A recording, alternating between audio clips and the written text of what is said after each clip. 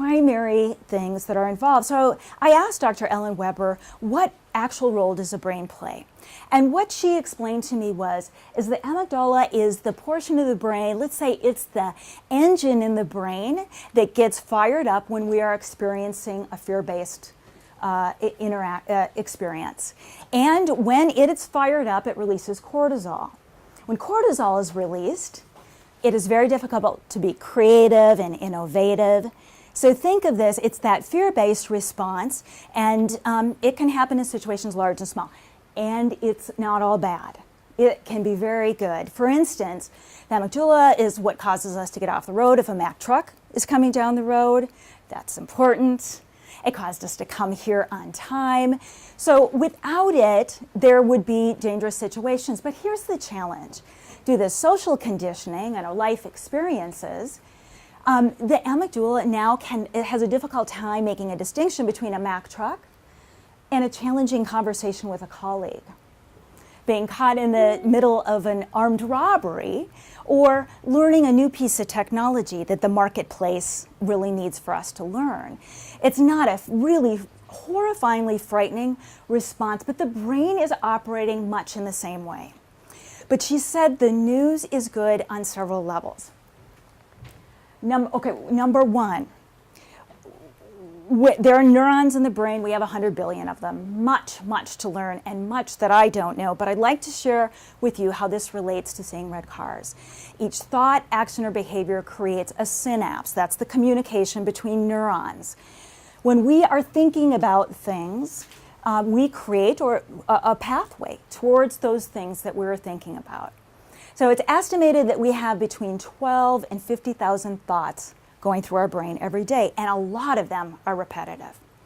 So we have these repetitive thoughts, and imagine this now, as we think about those things, and through our social conditioning, those things we don't want, we're actually creating neural pathways down dark hallways towards the things that we don't want to be happening.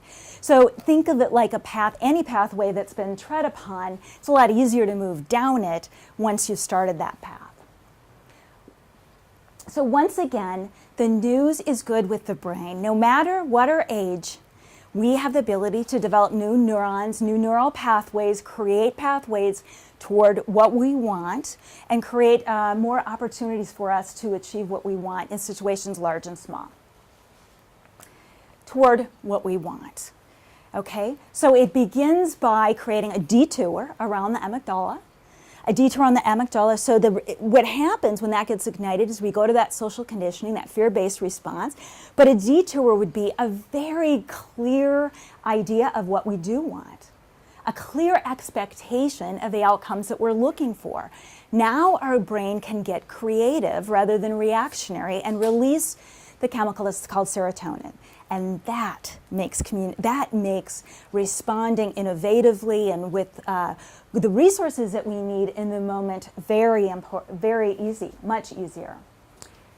I'm going to share with you a story of a couple of people that had stored expectations in their mind that were quite different. Years ago, I worked in the medical industry, and at the front desk there were two women. Their names were Carol and Rebecca, and at first blush, they were very similar, eager, interested in doing a great job. But their daily experience on the job was very different. Rebecca seemed to attract the disgruntled patient. She absolutely had staff getting frustrated with her. She would lose charts. You could see her sort of posturing for the blow before it even would come. Carol, on the other hand, had a very clear sense of the patient waiting room. She would anticipate if there were challenges, step in and take actions necessary to make sure that everyone was doing well. She had a very clear sense of what she wanted. And I always thought to myself, I would imagine what their dinners were like, their dinner conversation. Rebecca talking about how mean-spirited people were, and Carol discussing the current percentages of people with influenza. All right, so we're talking about Rebecca and Carol. Rebecca and Carol had very different stored expectations about what they wanted. Carol was clear that she wanted to be able to effectively lead and manage the department. Rebecca had an ongoing thought process of, I don't want to be yelled at. I don't want to lose that chart. I don't want a lot of things. And inadvertently, she was creating those type of circumstances without really realizing that she was doing it. So what we're talking about here, once again, Carol had created a detour around that fear-based response.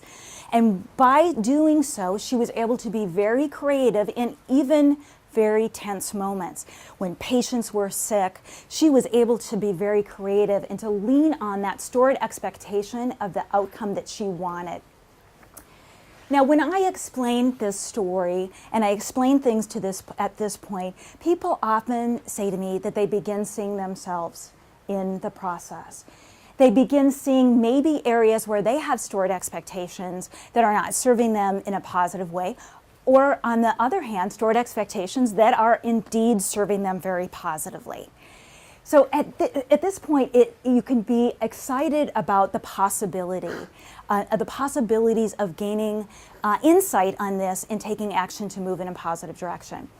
But here's the part, and back to what Jeevan mentioned to us, it is such a simple concept, but what makes it so challenging? And it makes me think of, I'm a snowshoer, so I might lose part of my audience at this point, somebody who would choose to go out in the snow with large snowshoes on. But before Christmas this year, we got 10 inches of snow. And when you look out over the snow and this newly fallen snow, there is no path. It's very exciting. And then you start trudging on it, and by a block in, you're thinking, maybe I've gone far enough here. I'm going to take my jacket off. It is a very difficult process to trudge through. And that holds true when we're forging pathways in our brain as well. These are new behaviors. We have had the way that we have thought with some things is deeply ingrained, and it's difficult to get out of those patterns of thinking. Deeply ingrained like a rut. Think of it like a rut and how much easier it is to stay in a rut. Now, when I was in medical sales a long time ago, I covered South Dakota. And South Dakota, they get a lot of ice and snow and they're not able to remove it. And there are these ruts and you feel like you're driving your car like an amusement ride that's going in the amusement park. Like you could look down for a second and the next thing you look up, you're in Fargo. It's a lot easier to stay in a rut. And again, we have a thought process where we think about 50,000 thoughts go through our minds every day, and a lot of them are repetitious. So we have ruts, and forging new pathways is very challenging. And